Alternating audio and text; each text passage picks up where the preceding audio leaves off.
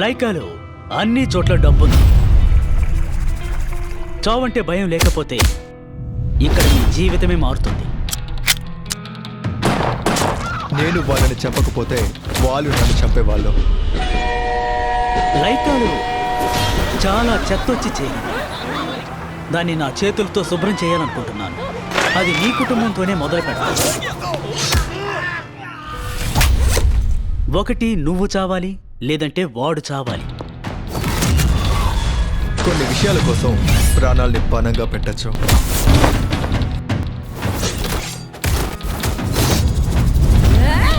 నరకం అంటే ఏంటో నేను నీకు చూపిస్తాను.